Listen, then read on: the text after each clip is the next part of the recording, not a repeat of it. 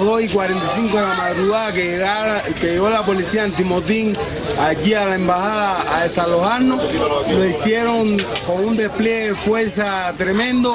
No respetaron niños, no respetaron mujeres embarazadas, no respetaron ancianos. Yo estoy operado de una pierna y ellos no respetaron eso, ni respetaron nada. Ellos me golpearon, me empujaron. Tengo algunos golpes dados, son unos abusadores, no hicieron nada de lo que es correcto porque trabajan en la oscuridad de la noche como si fuéramos delincuentes. Bueno, y como decíamos, bandeja llena, hay noticias por todas partes, llueve parejo. Aquí tenemos a Rolando Cartaya, periodista de Radio y Televisión Martí. Gracias, Rolando, por regresar al programa. Juan Antonio Blanco, historiador, analista político, intelectual cubano. Gracias, Juan Antonio, por estar con nosotros. Vía telefónica desde Quito, y vámonos directamente con ella para que nos dé una actualización. ¿Qué está pasando allí? Odalis Laguardia, quien es portavoz de los cubanos varados en Ecuador. Odalis, buenas noches. Cuéntenos, ¿cuál es la situación hoy, en estas horas en Ecuador? Buenas noches. Bueno, buenas noches, Oscar Aza. Nada, aquí agradecida por todo el apoyo que nos están dando, y lo que les puedo decir es que en este momento estamos siendo un poco como que amenazados, ¿no? Porque el mismo Ministerio del Interior pues nos está diciendo de que donde quiera que nos pongamos, pues ellos van a movernos y van a agredirnos, tal y como lo hicieron el sábado en la madrugada para la madrugada del domingo.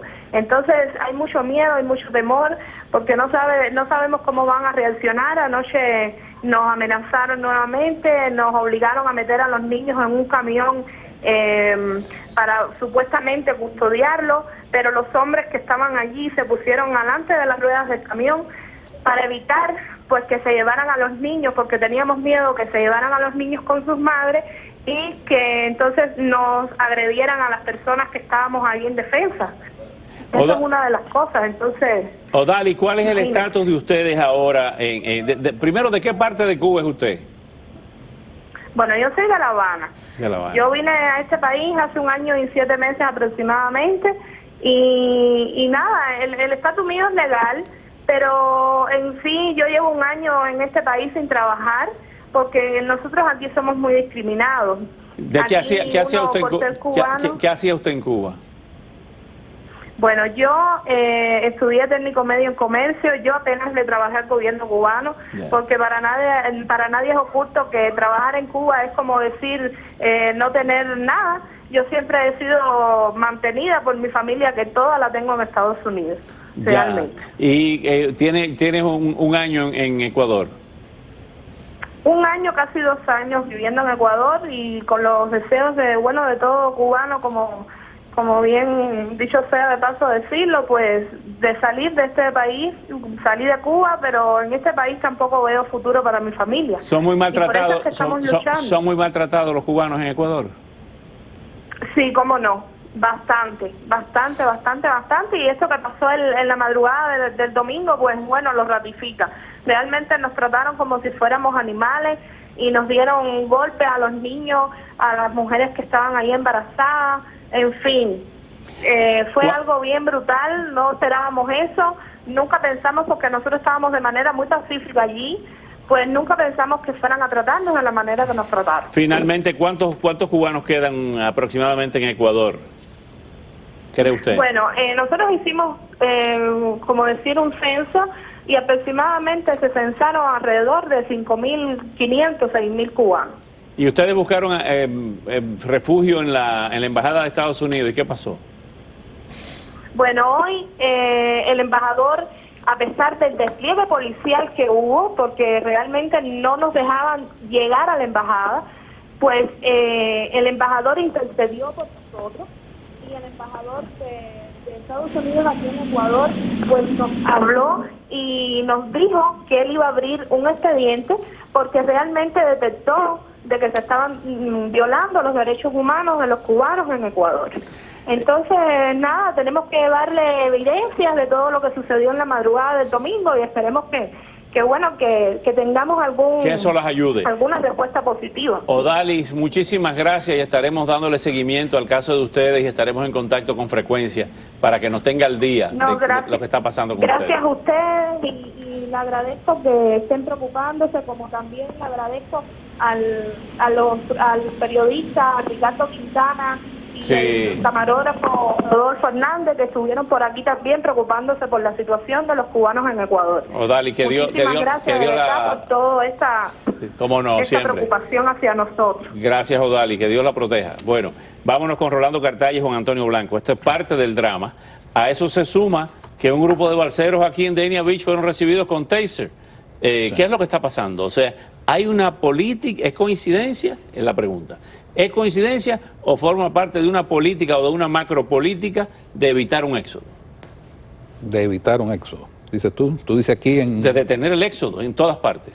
Ah, bueno, es lo que ha venido pasando. O sea, ha sido como un efecto dominó desde el cierre de la frontera de Nicaragua, el cierre de la frontera de Costa Rica, la de Panamá, y ahora están los cubanos en turbo, un grupo de cubanos en turbo, y ya están estos cubanos en Quito, sin el apoyo de ningún país. O sea, esto me recuerda a mí, por ejemplo, cuando Maduro empezó a expulsar a los colombianos de la zona fronteriza con Venezuela.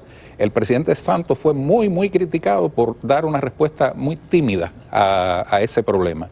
Pero había toda una sociedad detrás de los colombianos. Estos cubanos, el gobierno de Cuba sencillamente se desentiende. Están huérfanos. Sí. Juan Antonio, curiosamente, hace unos días entraron 200 niños centroamericanos por la frontera. Los están mandando solos. Los dejan entrar, los dejan pasar. Eso no está sucediendo con los cubanos. Y la pregunta es la misma que le hicimos a Rolando. ¿Esto forma parte de todo un macroplan para decir hay que detener a los cubanos donde están? Yo creo que sí, yo creo que forma parte de un macroplan porque el potencial migratorio cubano se ha incrementado de forma notabilísima. Ahora puede convertirse en un boomerang, porque... Devolvieron a 103 cubanos. Recordemos que hubo un alto funcionario que tiene que ver con estos problemas que visitó Cuba. Inmediatamente después Raúl Castro fue a México, después comenzaron las deportaciones de cubanos desde México. Hicieron gestiones los cubanos en Nicaragua, taponaron la frontera en Nicaragua, hicieron gestiones los cubanos en Quito, exigieron excepcionalmente al único país del mundo que le exigen ahora una visa de entrada es a los cubanos. Todo esto pasó al mismo tiempo. Tal pareciera que los americanos le han pedido a Cuba, al gobierno cubano, que de alguna manera los ayude a evitar este éxodo para allá. Ahora, ¿qué pasa? Solamente hay dos vías para llegar aquí. La gente, el objetivo final es llegar aquí. O van por tierra o vienen por mar. Entonces, lo que se está creando es una tensión de un potencial migratorio gigantesco en Cuba. Que en algún momento... Otro Mariel, otra Camarioca. En algún momento eso se va a ir fuera de control o ellos van a abrir las compuertas, como han hecho en otras ocasiones, sobre todo si hay algún tipo de explosión social, me voy a referir a eso, y lo van a dejar salir. La situación en Cuba se está agravando. Y hay un factor objetivo que es que se agrava en el sentido económico, pero hay un factor subjetivo. Yo tengo información directa de La Habana de que el impacto que ha tenido la campaña anti-Obama después de su visita es que ahora que teníamos esperanza en bienvenido Mr. Marshall y de que aquí las cosas se iban a resolver y iba a haber buenas relaciones, también esta gente echa a perder eso. Y por lo tanto, aquí no hay nada que esperar del gobierno cubano de ahora en adelante. El Congreso del Partido Comunista en particular fue bastante claro en esa contraofensiva contra Obama, ¿no? Cerró todas las posibilidades de reforma y Raúl Castro al parecer se plegó a eso. O sea, si es que el que realmente tiene una intención reformista, pues sencillamente se plegó a eso. Ahora se están discutiendo estos dos documentos de lo que viene a ser el modelo económico, ¿no? Digamos, cuál va a ser el modelo económico de Cuba y cuál es el plan de desarrollo económico hasta el año 2030, y la gente no tiene ningún interés. Se ha hecho una gran campaña para que la gente lo discuta, pero la gente no tiene ningún interés porque lo que están viendo es lo que estaba diciendo Juan Antonio Blanco. Una anotación curiosa. En la prensa, casi que el mismo día en la prensa internacional, el mismo día que el Granma, etcétera, sacaba los documentos de que de aquí al año 2030 vamos a discutir una serie de cosas, entre ellas... un club Rotario, era Rotario los 2030. Sí, entre ellas la conveniencia, por ejemplo, de ampliar el Internet o de legalizar los pequeños comercios, qué sé yo. Ese mismo día salían en las noticias internacionales que es posible que lleguemos a Marte en el año 2025. ¿Tú te imaginas qué diferencia, o sea, cuál es la brecha ya no de desarrollo, sino civilizatoria, entre un mundo que se plantea llegar a Marte en el año 2025 y una gente que están discutiendo si van a permitir o no legalizar los pequeños negocios en Cuba? Y en medio de todo eso, de ese marco, es precisamente la explicación que ustedes tienen de por qué arrecia la represión. En el caso de las damas de blanco, en el caso de todo esto que está ocurriendo. Igual, claro. Pero por otra parte, reciben Obama manda a Shaquille O'Neal. Sí, manda a Shaquille O'Neal, pero resulta que la televisión cubana ni permite que vaya, o sea, no solamente no va Duque Hernández a Cuba, sino que no le permiten salir en la televisión cubana cuando lanza el primer lanzamiento del juego de los Yankees en el estadio con el otro equipo. O sea, esta cosa, ¿por qué es que tratan como seres subhumanos a la gente en Quito? ¿Por qué tratan como seres subhumanos a las damas de blanco, a los opositores? ¿Por qué tratan como un ser subhumano que no vale la pena que salga en televisión al Duque Hernández? Porque todos los cubanos que no son, que no representan un apoyo para ellos, son subhumanos.